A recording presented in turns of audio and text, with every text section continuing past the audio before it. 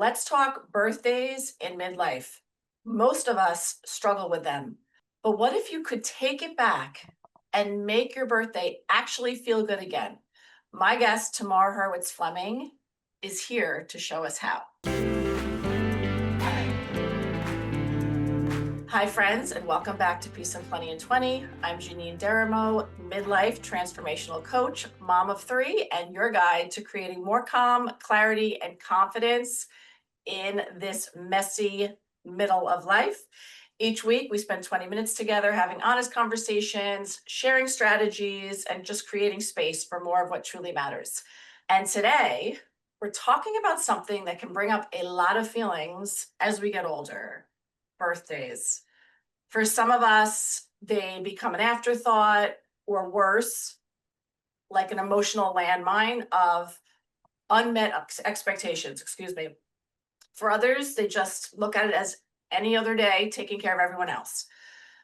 But today, I want you to consider, what if your birthday could become a day that's deeply meaningful, full of joy, and entirely on your terms?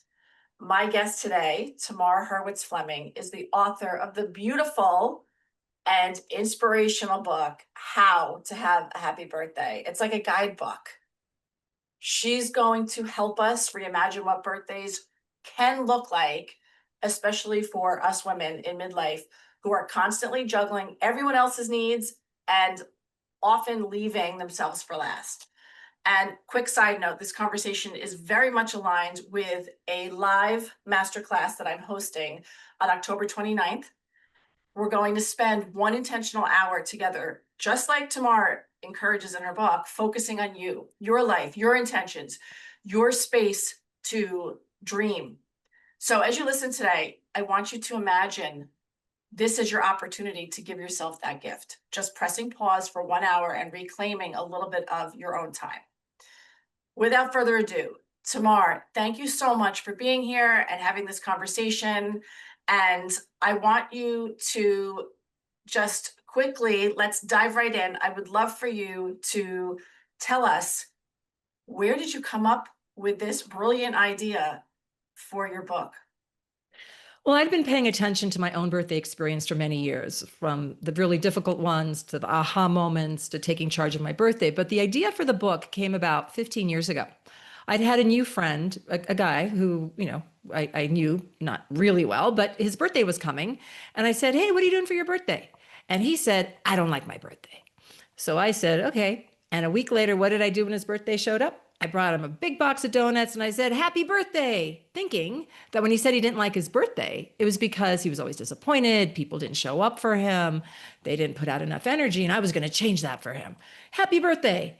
And his reaction to me wasn't thank you. It was hitting his hand on the table and saying, "I told you I don't like my birthdays." He got mad at me. I'm like, whoa. And he was so mad, he didn't even take the donuts. Like, I'm walking out with the donuts. And I'm just like, okay. So, boy, he really means it. And then my mind started turning. I'm like, wow, he really means it. And I started thinking instantly about all my difficult birthday experiences, about difficult birthday experiences I knew that other people had had, and how I had transformed my own birthday experience from negative to positive. And I said, you know what? I think I need to write a self-help book about this, because there's a lot here that a lot of us don't even think about or are aware of. We just show up for our birthday and we have a hard time, or we have a painful experience, or a good time, but with some, whatever. So anyway, that was the impetus for my book. And it took me many years to write, because I had to go through my own birthday experience, feel the energy rise as my birthday approached, because just like the Christmas season, when you feel the Christmas energy building, it's just like your birthday. Your birthday's coming, it happens, and then it leaves. There was a lot of information and inspiration for me around my own birthday, plus all the conversations I had with many people about their birthday experience. So I'm happy to say it finally got written, it's out in the world, and it's helping people have happier birthdays. I love it. Really, truly, it was just such a fresh take on something that feels simple, but as you point out in the book, it's really not simple. Like, the reframe that our birthdays are important was really an overall message here. And if you would share for our readers, because there's several reasons that you give for why birthdays are meaningful. Would you share some of those with our readers? Not our readers, excuse me, our listeners who hopefully will be readers. That's right. Yeah. Well, first off, the birthday, our birthday represents the day we began our life. We are all miracles. The fact that we are here is a miracle. And we all deserve one day a year to press the pause button on everything else and say, wow, today is the day my life began. Today is the day I showed up. How sacred is that? How powerful is that? How spiritual is that? We're in total spiritual alignment on our birthdays. The universe is there. God is there for us on our birthdays, right? Ready to shine and sparkle. We just have to open ourselves up to receive that positive energy, and it is there for us. But we can be so shut down, as you mentioned earlier, with the fear of missed expectations or the landmine of what the birthday has been and will continue to be, that we don't even allow ourselves to risk a broken heart again, right? When we open up to the hope and expectation, and then we get disappointed. And that's another question I hope you ask me. But the birthday is the most important and sacred day of our year, and it's worth celebrating. And we all get one. We all get one 24-hour period. It's an equal opportunity provider. So it's not like I get 27 hours and you get 23. We all get to be happy on our birthday. We just have to make that joy, create the space, and bring it in and plan for it, and we can have it. I love that. Yes. Let's talk about disappointment, because I'm going to imagine that everyone listening has had a disappointing birthday, whether it's childhood, whether it's currently. I know a lot of midlife women who are thinking, oh, my family's going to do something special for me because it's my day. And then there's this disappointment. Share with us your story of your first disappointment on your birthday and why it was so powerful. Well, the story I write about in my book was when I was 18. That was not the first disappointment on my birthday. That was just the worst, So I'm going to just go right to that one, which is when I was 18, first year away from home at college, at big milestone birthday, baby of the family, 4 kids. And I woke up, I had no plans except to receive all the phone calls that were going to come my way, wishing me a happy birthday from my family. I literally sat by the phone waiting for to ring. This is way before cell phones. Came back from the door, came back from breakfast, came back from classes, sat by the phone. The calls never came. They never came. And by the time I was going to sleep that night, I couldn't believe my entire family forgot my birthday and forgot to call me. I was devastated. It unfortunately reinforced negative ideas I had about myself. I wasn't important. I wasn't lovable. No one cared. I mean, it was awful. It was really bad. And that was bad. Fortunately, 2 years later, I turned 20, another milestone birthday. I was living abroad, junior year in France, and I woke up, no plans, but no one was around me, and I thought, oh, well, no one's here. Like, it's my day. What do I want to do? I took the day off class. I walked through town. I bought myself a fancy bottle of French perfume I could not afford, and celebrated my day on my own terms. And that was the first time I ever had a really great birthday, because I took charge of it. I did what I wanted, bought myself a gift, and I had a great experience. And those two almost back-to-back birthdays from 18 to 20 showed me the range of birthday experiences we could have if we're sitting passively waiting for the phone to ring, waiting for others to do for us what we can only do for ourselves, or taking charge of the day and amplifying our joy because it's under our own control. And that was a real wake up for me from that point on. And that was so powerful to me. As I read it, it really resonated with me and with my clients, because as I just mentioned to you, I have so many clients that kind of just, and many midlife women, including myself, who kind of, we have these expectations or these hopes or these, we're just waiting for somebody to celebrate us. Whereas you shifted that and made the intentional choice. You made the decision that I'm going to take control and I'm going to make my birthday how I want it. So I have 2 questions, follow-up questions around that. So the first one being, so women listening might say, yeah, that sounds great, but how do I do that without feeling selfish? How do I do that thinking that I'm important enough to, create this day just for me?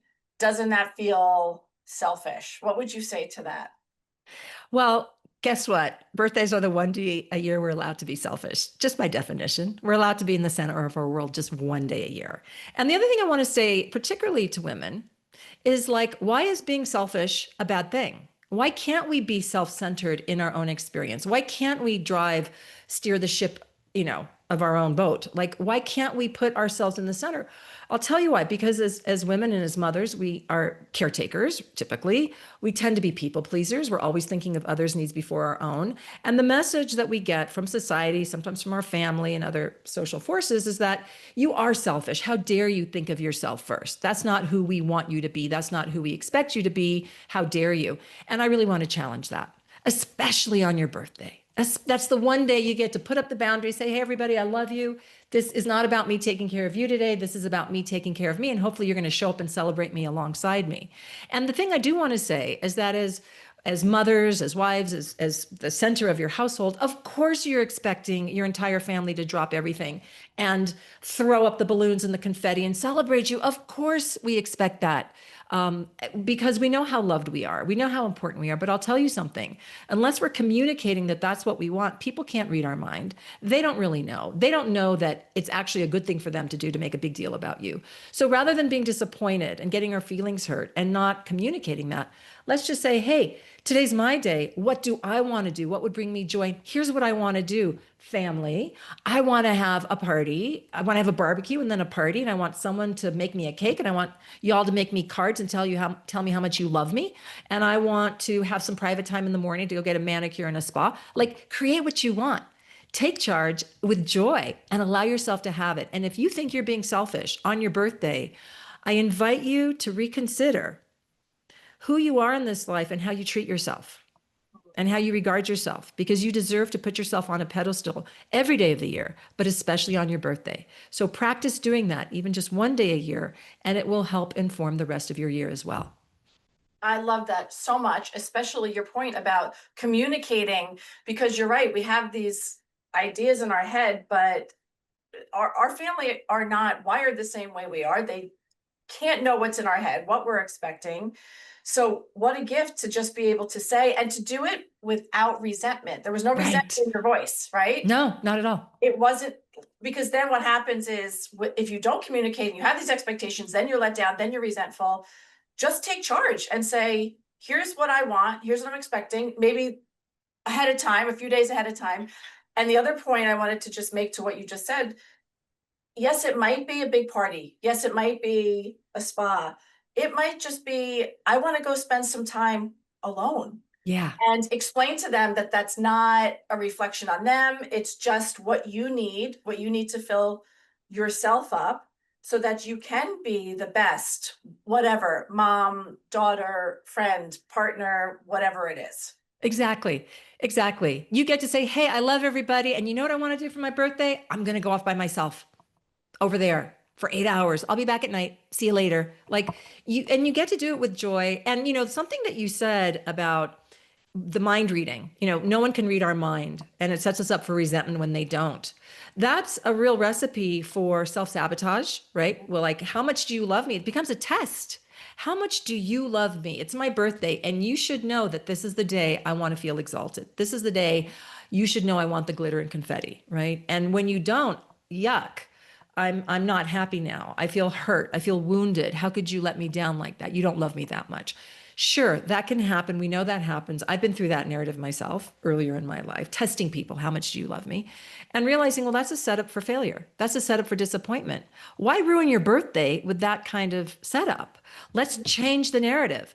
And when you said, planning is essential. Just like you don't wake up on Thanksgiving and say, okay, what's for dinner, who's coming? You plan for your birthday like it's a major holiday, because it is. You plan at least a month in advance so that everybody you want to be at your birthday celebration is available, so that they have time to plan for success and succeed at what you're asking them to participate in, whether it's the party or making you a cake or a card or just showing up because you want to take everybody out to dinner or have them take you out to dinner. But communicating that in advance is essential.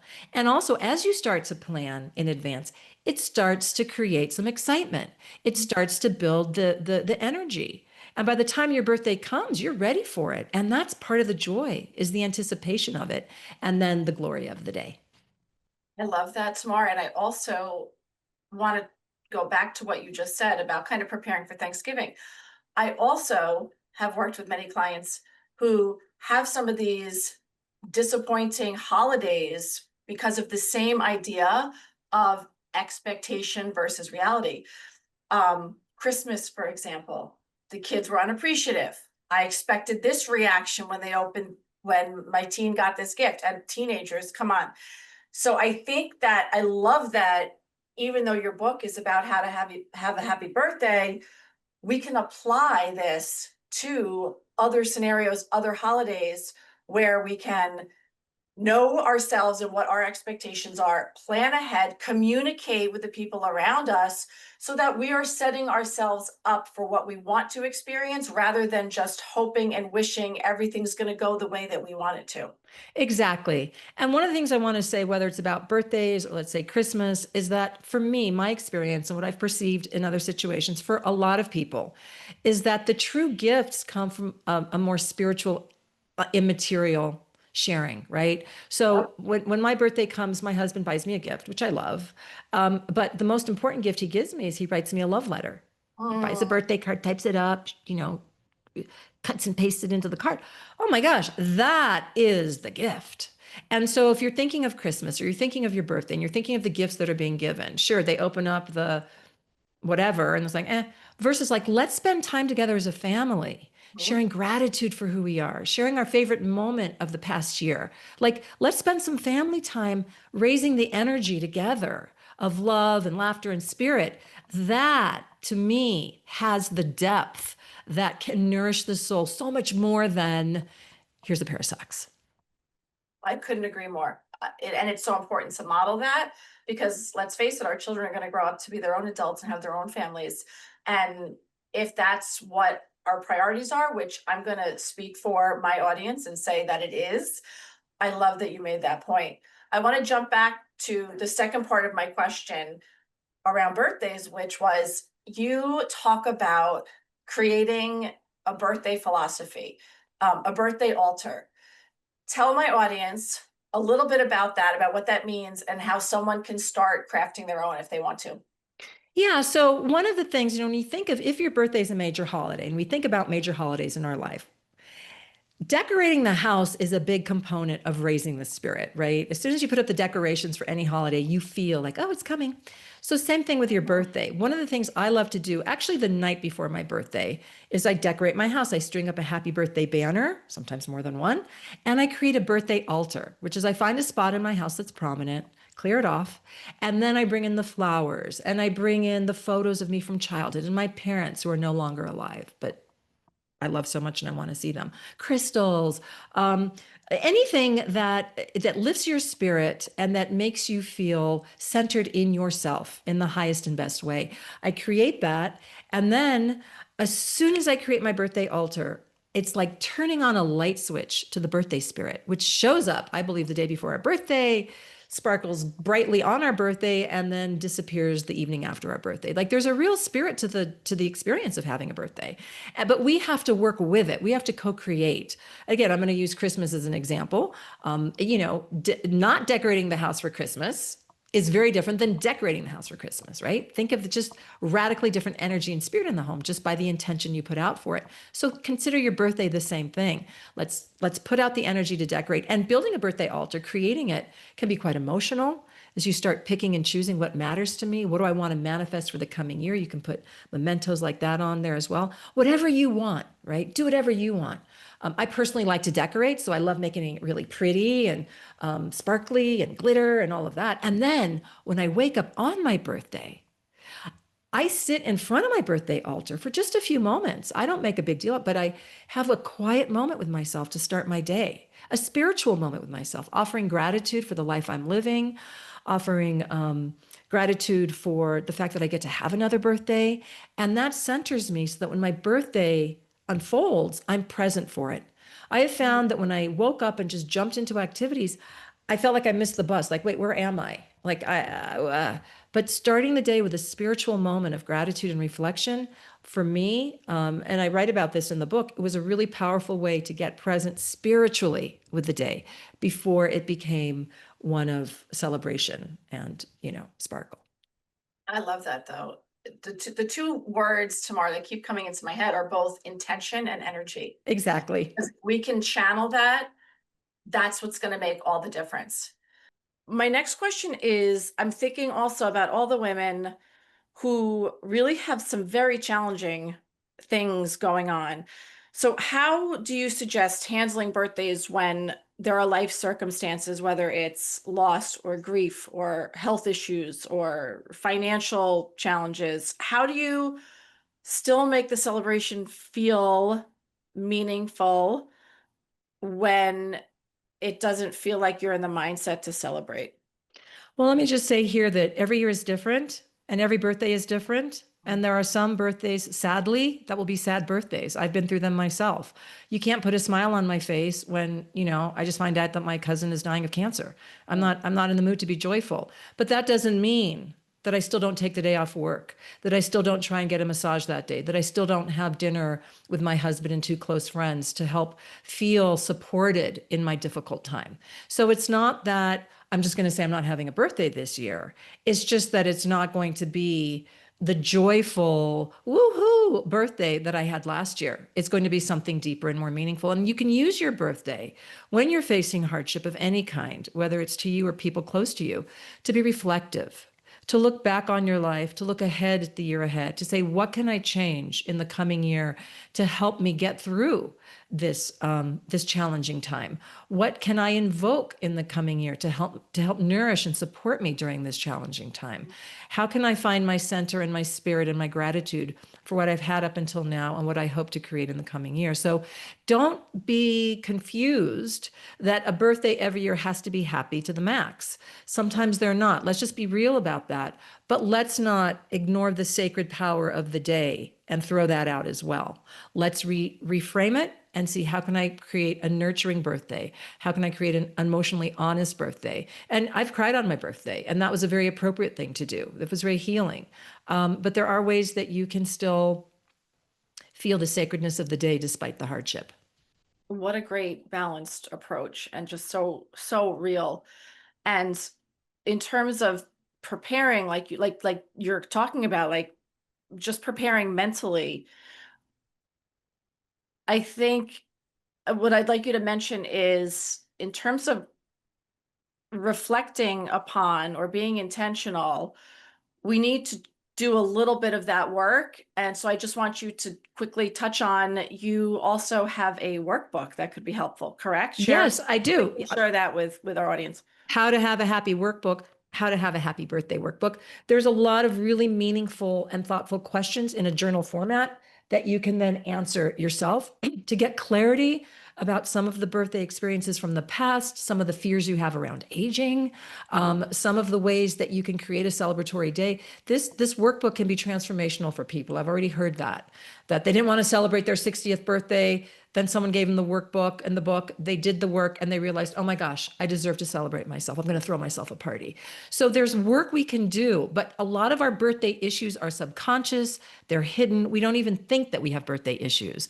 But hopefully this conversation will wake people up to the reality that many of us do and have had them in the past, and that we can have a happy, joyful, meaningful day, centering ourselves in our life, celebrating the life we have, offering gratitude for who we are, and invoking with intention what we want for the coming year ahead. So important. Tamar, I can't thank you enough for this conversation.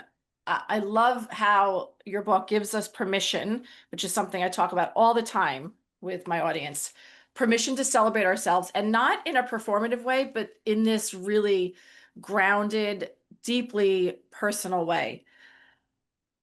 To my audience, like I said, your action step, if your birthday's coming up, if it's months away, I want you to approach it differently this time. I want you to grab Tamar's book.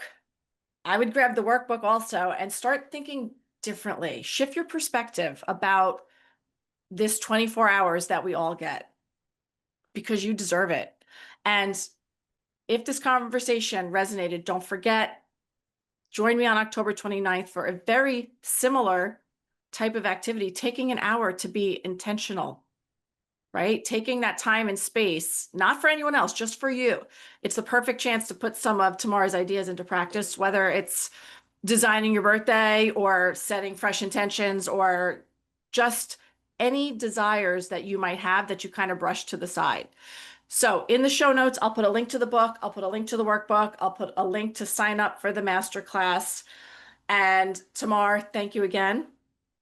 Thanks, Janine. I loved having you. And to all my listeners, until next time, remember your peace is reason enough. I'll see you next week.